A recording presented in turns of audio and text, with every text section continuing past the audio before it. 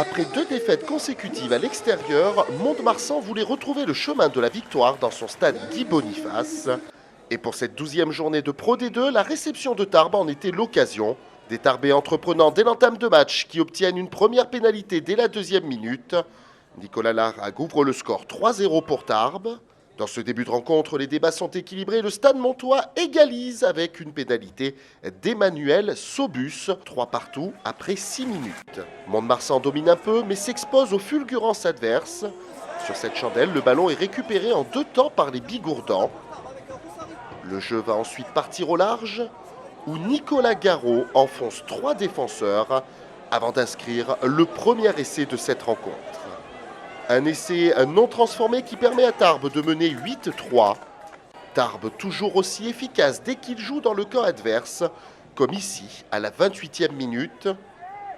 La recette est la même, fixation dans les 22 mètres, puis un jeu au large et un enchaînement de passes pour étirer la défense et créer des brèches. Le ballon arrive finalement sur Andrea Kokagi en bout de ligne. L'ailier tarbais trouve une nouvelle fois la faille et inscrit le 2e essai du match. 13-3 pour le TPR. En face, le Stade Montois n'existe que par la botte d'Emmanuel Sobus, qui réduit l'écart à 7 points peu après la demi-heure de jeu.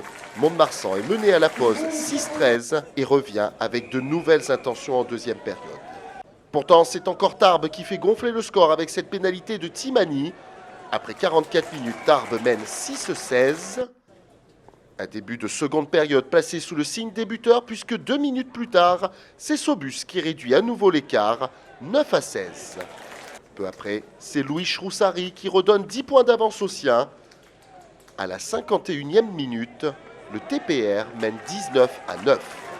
Sur cette mêlée, le pack pyrénéen souffre et Jérôme Schuster reçoit un carton jaune à la 63e minute. Nouvelle mêlée à suivre, introduction Tarbes, le ballon gicle vers la ligne d'essai. Et Tarbes se retrouve sous pression. C'est finalement Yann Bretous qui est le plus prompt pour inscrire le premier essai landais du match.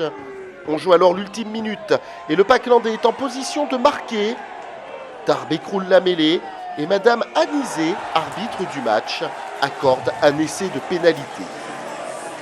Un essai synonyme de victoire avec la transformation de Matthew James. Score final 21-19 pour le Stade Montois qui pousse un ouf de soulagement. Tarbes, pour sa part, obtient le bonus défensif, mais les Bigourdans sont une nouvelle fois passés bien proches d'une grosse performance dans ce championnat de Pro D2.